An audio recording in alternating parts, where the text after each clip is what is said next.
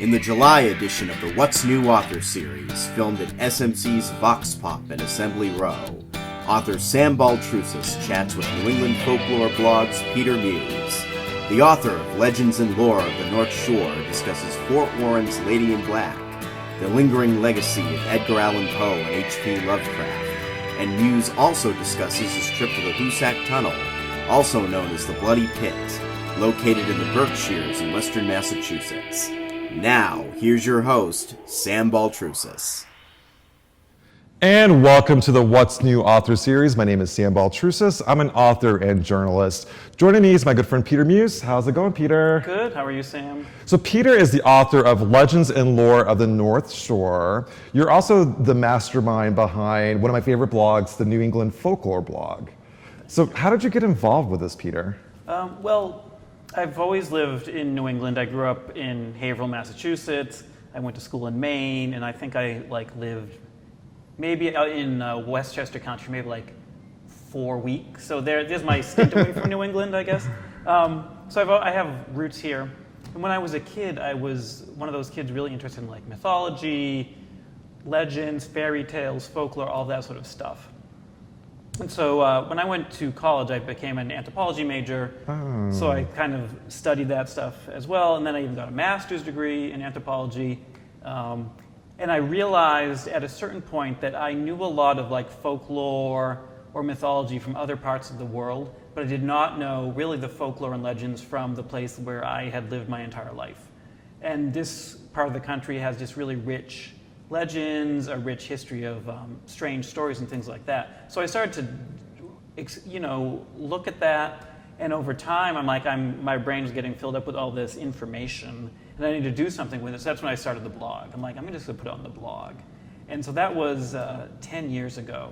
Wow. So I've been doing the blog for 10 years. And at the beginning it was weekly, now it's maybe 3 times a month, but it's, still a passion of mine. And I will tell you, Peter is the go-to guy when it comes to local legend. I use him as a source in my books. As far as the legends, what do you think? Why is New England so rich with folklore? Yeah, that's a good question. I think there are a few things that really have contributed to that. One is that it's one of the oldest parts of the United States, right? It's people from England settled here about 400 years ago. And so when you think of the people who settled here 400 years ago, that's basically what they would say is late Renaissance. People who founded Boston could have seen Shakespeare perform his plays live, right? Right. They were contemporaries of his. So that's a very different mindset than the modern mindset. So you do get a lot of stories about witchcraft, magic, strange sightings in the sky, things like this. And the people who are recording those stories often are high government officials. The leaders of the Massachusetts colony were writing about weird things happening. So it's really integrally tied in with the history of Massachusetts. I think that's part of it. I also feel like there's something about the landscape here that is just kind of weird. Yeah. And you go out in the woods and you'll find abandoned farms, because this whole area used to be agricultural, but everyone sort of moved to New York or Ohio where the land was more fertile. So you're wandering around, find abandoned farms, old stone walls. At the same time, random boulders just thrown around everywhere. We've got mountains, we have beaches, we have these really dense forests, really old towns. So I feel like the landscape, the weather, it all kind of contributes, and also with the history, to give this strange vibe. And I think authors respond to that as well. You've got Poe came from Boston, Stephen King is from Maine, H.P. Lovecraft was from Rhode Island, Shirley Jackson, spent most of her life in Vermont. So sort of the really important sort of horror and supernatural writers all had deep roots in New England as well. Well, that's a good point. Actually, my new book called Ghost Writers is coming out in October, and I talk a lot about those people that you just mentioned, like Edgar Allan Poe, H.P. Lovecraft.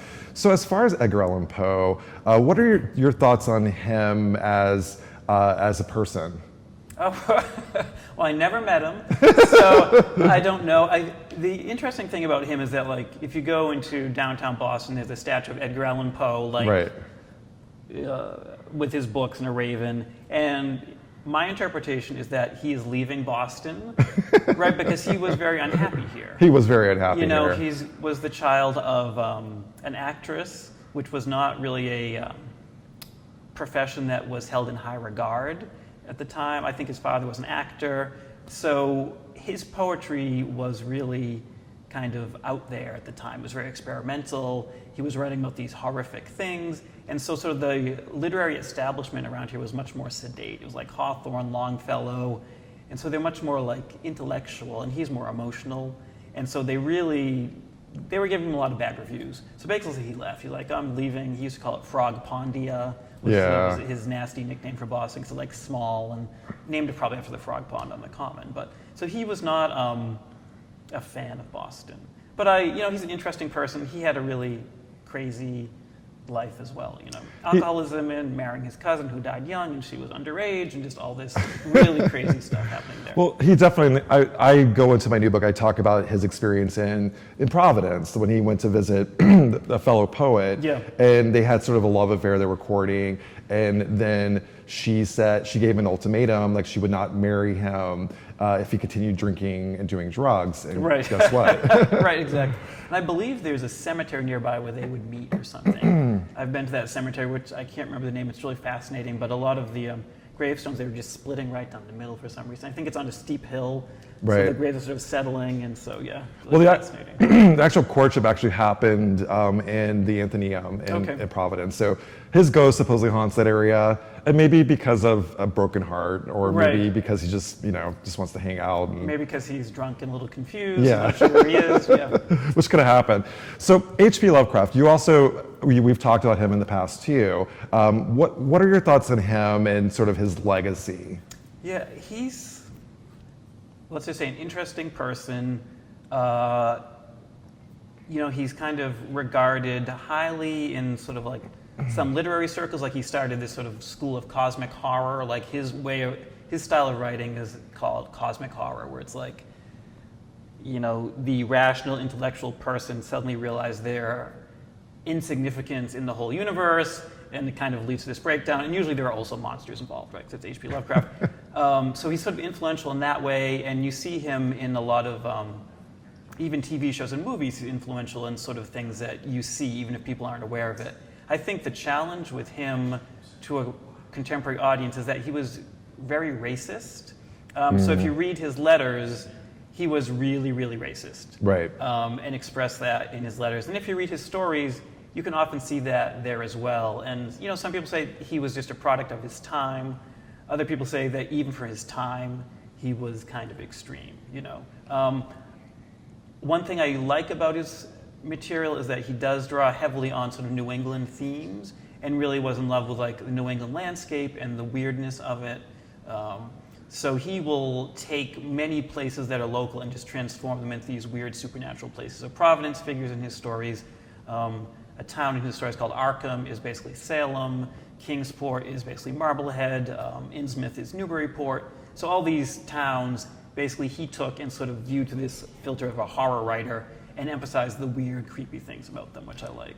As far as him being sort of an icon, do you feel like that he, compared to say Poe, there's a football team named after one of his poems. There's this legacy with Poe, but it's taken years for people to kind of embrace him. Right. They didn't embrace him while he was living. Now, do you feel like that H.P. Lovecraft, that things have kind of accelerated, and there's more, like Providence is embracing H.P. Lovecraft? Right, Providence embraces Lovecraft. I think in academia, people will say he's important. I do wonder, given just sort of the racism and how our society is right now, whether that will hinder his reputation. And it may, and it's you don't want to be reading a story and then find your ethnic group getting horribly slurred in the story, right? So that's kind of the challenge, I think, for his reputation. I mean, as far as someone that actually has studied H.P. Lovecraft, I think it's hard to find those references. You can find them, right? But so I think that the people see that, and also with Poe, there was the idea that he married. He may have been a pedophile, but do we think that those things are going to hinder his legacy? Right. I think we'll have to wait and see. Yeah. Like there was a big boom where like I think there were like Penguin editions of Lovecraft that came out with like footnotes and scholarly notations and things like that, which sort of, his legacy was going up. But I think recently there's been some controversy, his legacy is going down a little bit. So see how it all pans out, I guess, is what I would say. One thing about, similar to Poe, is that Lovecraft's legacy is not controlled by anybody. Like, it's all, there's no copyright. So in some sense, that contributes to his success, because anybody can put out a book of H.P. Lovecraft stories. You could do it, I could do it. And you do see multiple editions all the time. I bought one at, maybe it was Barnes & Noble, had this massive, like, leather-bound collection of all H.P. Lovecraft stories. And so, at the same time, you got Penguin editions, you have other editions as well. So I think because no one controls his legacy, in a sense, there's going to be a lot more stuff put out about him. What interests me is actually him as a person, and that's what I go into in my new book, Ghostwriters. I really think that he was kind of a sickly man, really. If you like Poe was sickly in the sense that he was an alcoholic and drug addict, right. But when it came to H.P. Lovecraft, he was sick. I mean, throughout most of his life. Strange upbringing too. He was born into a wealthy Providence family. But things went really badly for the family after all. His father was hospitalized and died in an insane asylum, probably from syphilis. It's not clear, but that's what people suspect. Then his mother also later went to the same insane asylum and died also, possibly from syphilis. And when after his father died, his mother was a little, I don't want to say wacky, but wacky in how she raised him. Like, there was a period where she would only bring him outside at night because she told the neighbors he was so ugly, she didn't want anybody to see him. He had a nervous breakdown when he was in high school. Yeah. And, he never said why he had a nervous breakdown in high school, but he did. Then he was not able to go to college, which was one of his goals because of this nervous breakdown. So he had this sort of image of himself as this, like, wealthy patrician New Englander, but by the end of his life, he was dirt poor, living off of just like canned soup, working at a movie theater trying to make ends meet, and selling his work for much less than it was worth. He also had some sort of self-sabotaging behaviors, which is a term we use now. They didn't have that in the 30s. But he got offers to do things like, a major publisher said, we'd love you to write a novel for us, but he couldn't pull it together. He got a composer from the West Coast said, I'd love to write an opera based on these poems you wrote, let's collaborate. And he didn't go with it. So there were certain things he just didn't do. Interesting thing about him though, even when he was alive, and this has continued after his death, is that people were so convinced by his stories that they thought he had legitimate occult knowledge that he was sort of hiding in the stories. There was a fellow author, a friend of his, a minor writer named William Lumley, who swore that Lovecraft stories were true, that he was writing the truth, that Lovecraft had secret occult knowledge, and Lovecraft, of course, laughed about it. He's like, no, that's not true, I don't.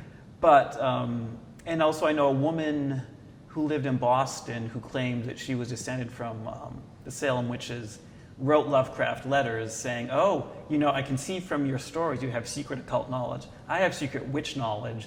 We should get together and share. And Lovecraft never met her, but they did exchange these letters. And he was really intrigued by her. Yeah, he was. He said she had some really interesting, weird stories, but he never really got into what those were. And after he died, certain legends appeared about him. So after his death, he became this legendary figure. Like one of my favorites, which is so strange, but partly I like it because it's where I grew up.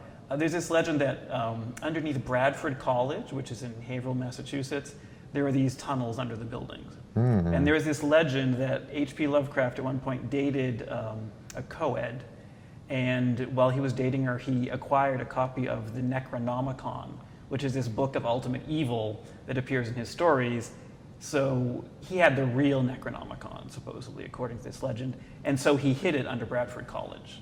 And it's walled up underneath the college. Don't know if it's true, but it's one of those good stories, So with that much strife in his life, do you think that would linger in the afterlife? That, he was like, he was a super materialist. So although he wrote all these horror stories with people coming back from the dead and ancient deities, he was a materialist. He didn't believe in the afterlife. He didn't believe in God or anything.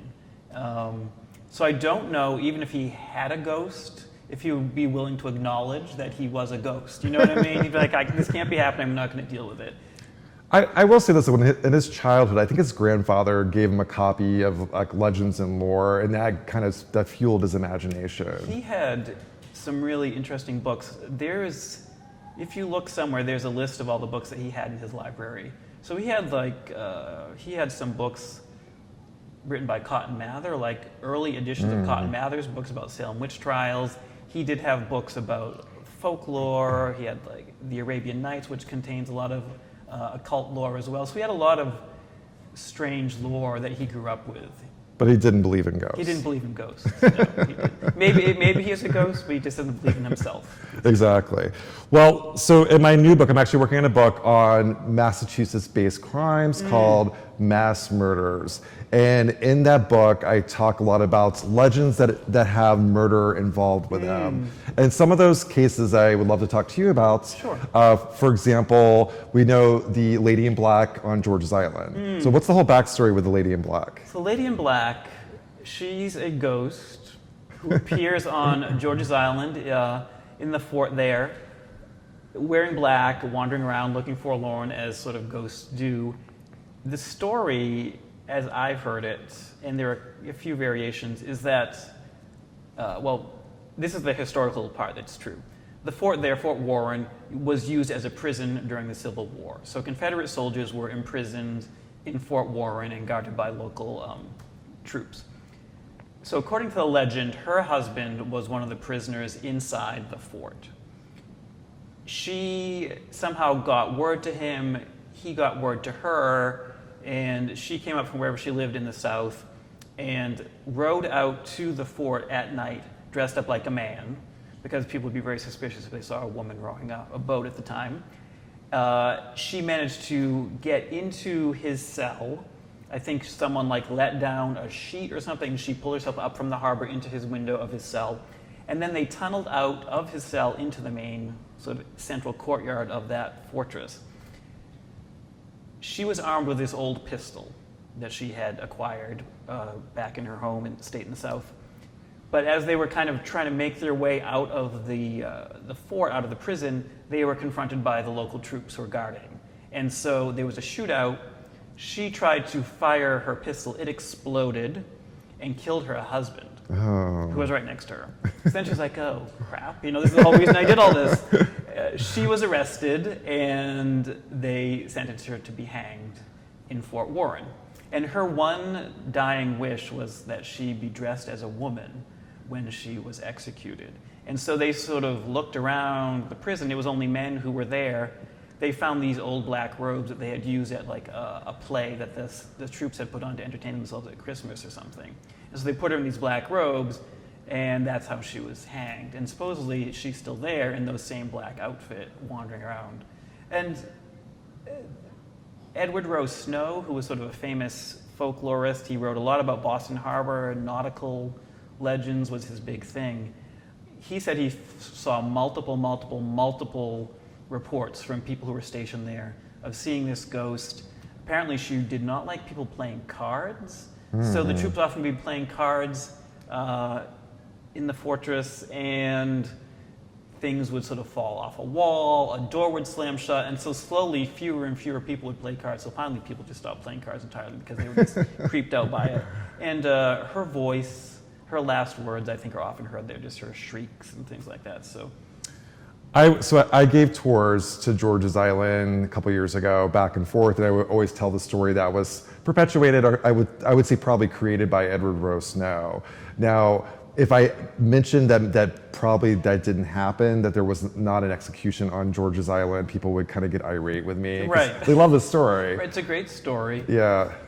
I'm sure people have seen something there, and then you get into that weird situation of, if the story isn't true, then why are people still seeing things? Right. And so is it just some sort of cognitive bias where you think you're going to see a ghost, so therefore you see the shadow from a tree or the shadow from one of the cannons, and you think it's sort of the ghost, right? That's sort of your rational explanation.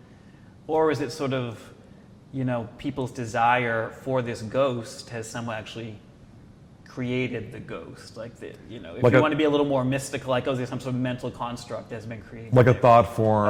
Or an egregore, whatever you want to call it. Yeah. And I would kind of go in that direction with A Lady in Black. I think that people even today report having encounters with a black mass on the island, whether or not it's actually a woman wearing a black dress. But people have reported that by giving tours there, I saw many people come to me having experiences in the corridor of dungeons, which is the area. And it's creepy. Those tunnels and dungeons are dark and creepy, and you need a flashlight, and it's So you don't want to dismiss people's experience. I'm sort of more to the rational, skeptical end, I think. Which is good. People do have these experiences, so how do you explain that? Right. Yeah.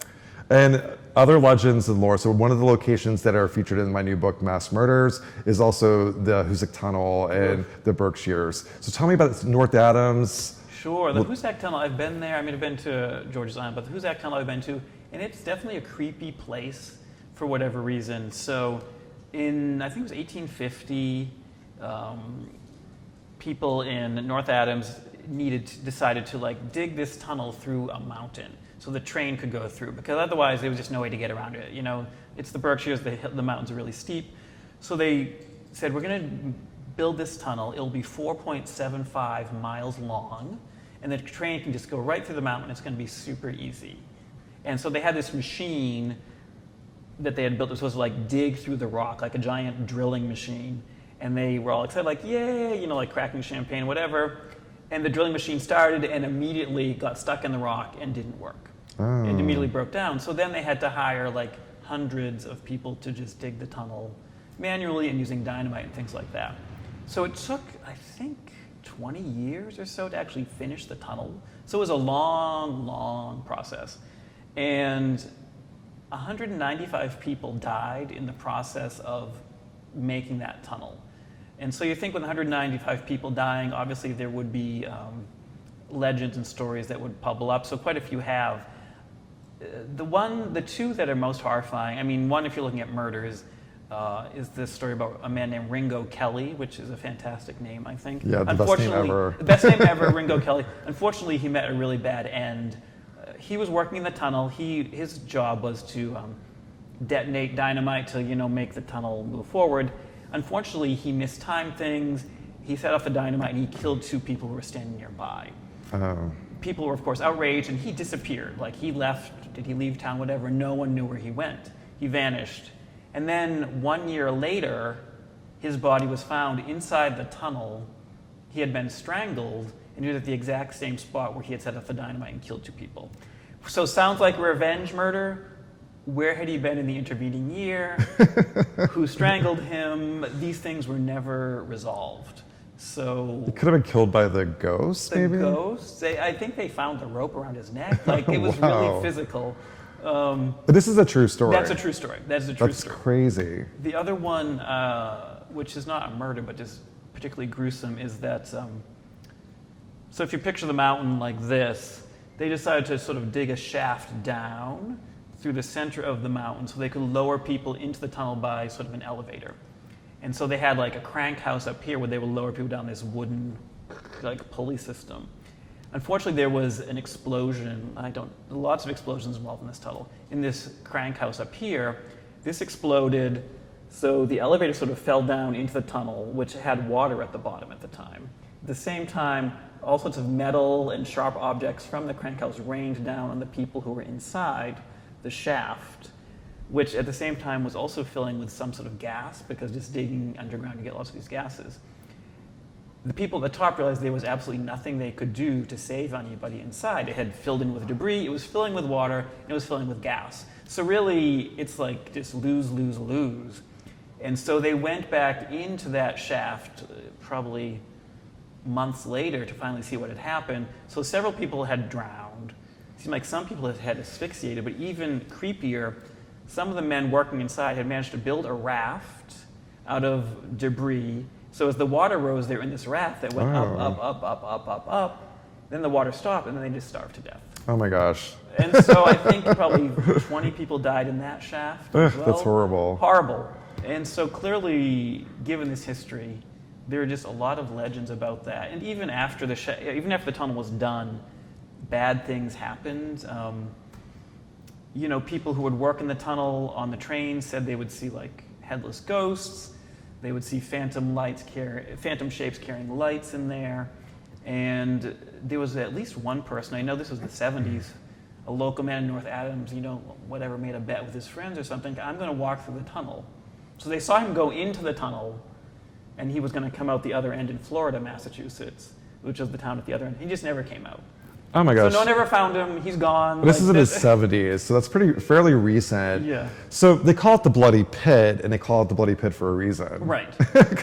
Right. And when I went, this was a few years ago, we went to the Florida, Massachusetts side. I have to say Florida, Massachusetts, so people realize that we're not talking about the state. Right. And it's just this big opening into the mountain, and this cold, dank wind, like blowing out. And we went there in the summer, and it was, really hot and humid. But just that cold, dank air, and I'm like, I am not stepping foot into that tunnel. And one interesting thing about the tunnel, although it's a straight line, it's built sort of at an incline. So one end goes up like this, and then it goes down like this, which is to allow water to flow out. But it means you can't see through it. So if you're standing at one end, you can't see the light on the other end. So when you go inside, you're going to be in just complete darkness for like 2.5 miles, basically, which is unpleasant. And plus trains, I think, still go through there as well. So just I would not recommend going inside. in.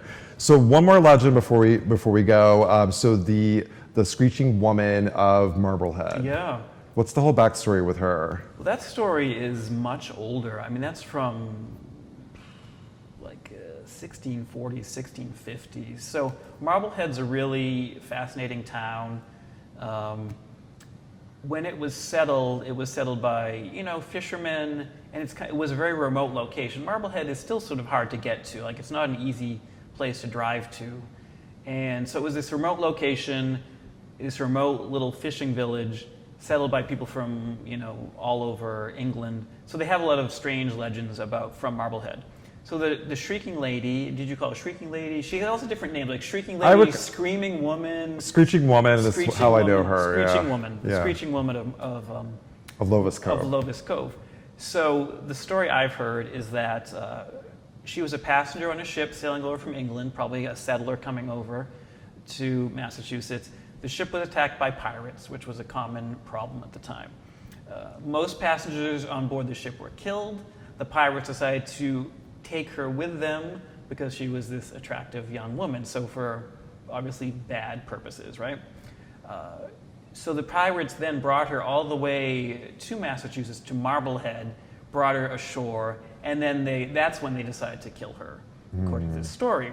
So they brought her ashore to this beach in Lovis Cove and murdered her there on the beach. And some legends even say they chopped off her fingers as well for extra gruesome. Because I think some stories she's clawing at the beach, and others her fingers are chopped off. Well, I heard that there was a ring associated on her finger, and they wanted the ring. Yeah. So somehow she loses at least one finger, if not many. And, her dying words are something like, oh God, help me, someone please save me. There was no one there to save her. There were women and children. I think the men in Marblehead were out fishing because they were fishermen. And even if they had been in town, would they have been able to defeat pirates? So she was murdered. People heard her get murdered on this beach. No one saved her. And people in Marblehead say they still hear her screams today. And it's interesting because if you poke around online, which I do, people are saying, even from the 2000s, oh, I just moved to Marblehead and I live a few blocks from Lovis Cove, and I heard somebody shrieking in the middle of the night. And my neighbors told me, oh, yeah, it's the Screeching Woman of Marblehead. She's still there. I'm like, yeesh. So, Peter, if people wanted to contact you, do they go to your blog? Go to my blog. Just look up New England Folklore blog. It's the only blog of that name. And if you email me, I do answer. It sometimes takes me a little bit of time, but I will answer if people email me through the blog. So thank you so much, Peter, for your time. It's been a fantastic discussion. I will see you guys next month on What's New Author Series. Thank you. Have a great month.